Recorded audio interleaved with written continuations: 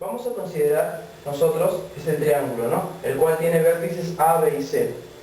Lo que vamos a hacer es, de alguno de los lados vamos a trazar su mediatriz. Por ejemplo, para el lado AC, lo que vamos a hacer al trazar su mediatriz, entonces buscamos el punto medio, digamos que esté por aquí, y vamos a trazar la mediatriz, ¿no? Sabemos que la mediatriz es una línea que corta perpendicularmente al segmento. En este caso sería algo así, ¿no? Algo así sería la mediatriz. Lógicamente, ¿no? Corta perpendicularmente, es decir, un ángulo de 90, y también lo corta en punto medio, quiere decir que estos son iguales. ¿Qué más? Vamos a considerar nosotros la bisectriz de este ángulo B. Bueno, sabemos que la bisectriz es una recta que divide al ángulo, ¿no?, en partes iguales. Entonces, vamos a considerar que, por ejemplo, todo esto sea 2 alfa, y vamos a trazar la bisectriz. Ahora, esa recta, vamos a suponer que se corta con esta mediatriz, ¿no? Porque esto lo podemos prolongar. Digamos que su prolongación es así, algo así. Ahí está la prolongación. Entonces vamos a trazar aquí la bisectriz y vamos a suponer que se corta por aquí.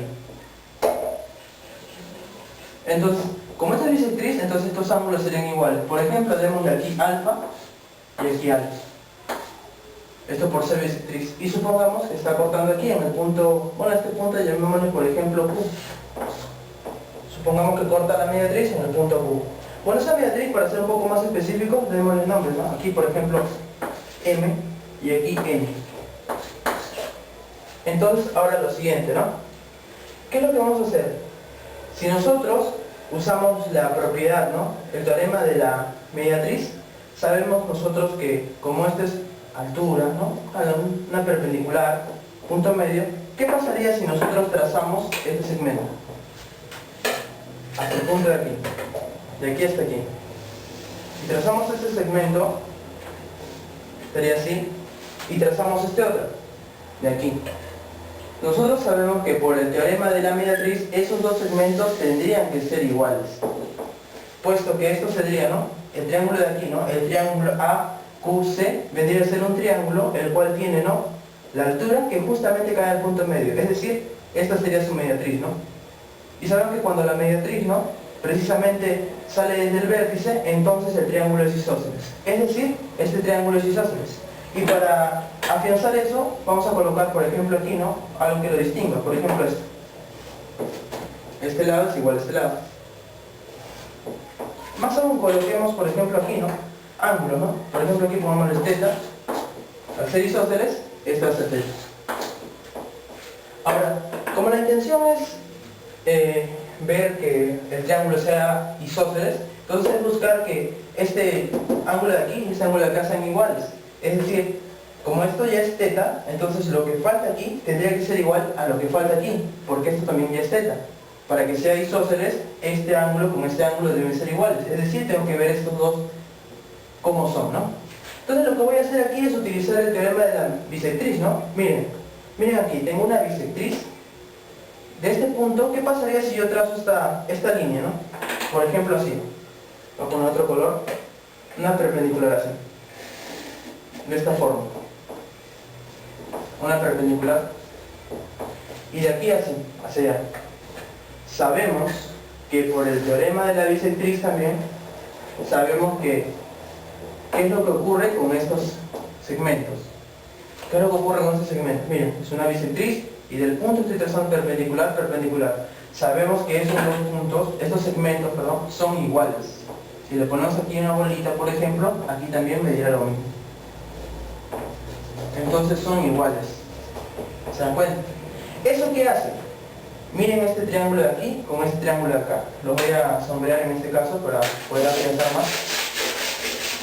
Este triángulo de aquí con este triángulo de aquí. ¿Qué es lo que ocurre con este par de triángulos? Bueno, ocurre algo muy curioso, ¿no? Estos son triángulos rectángulos. Ambos son triángulos rectángulos. Y miren, sus lados ¿cómo son? Este lado es bolita, aquí un palito, bolita, palito. Sí. Como son triángulos rectángulos, si nosotros utilizamos el teorema de Pitágoras, vamos a poder probar que este lado de aquí, este lado, es igual a este lado. Es decir, tenemos un triángulo rectángulo cuyos lados son iguales a otro. Es decir, estos dos triángulos deberían ser congruentes. Si Si son congruentes son iguales, entonces los ángulos también vendrían a ser iguales. El ángulo opuesto a la bolita tendría que ser este. Por ejemplo, démosle un nombre, por ejemplo B. Y aquí también, el opuesto a la bolita, ¿quién tendría que ser? Aquí, ¿no? Y lógicamente tendría que ser beta, puesto que son congruentes, es decir, iguales. Entonces al final, ¿a qué concluimos?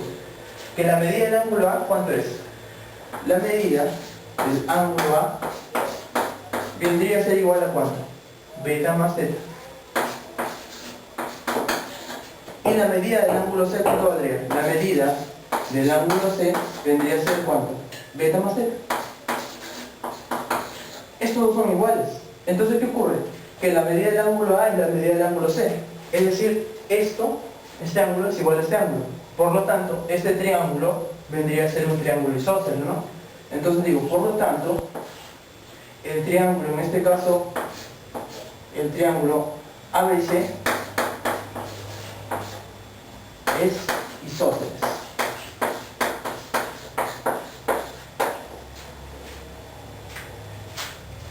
Hemos visto que este triángulo es isósceles, pero este triángulo no ha tenido nada en especial.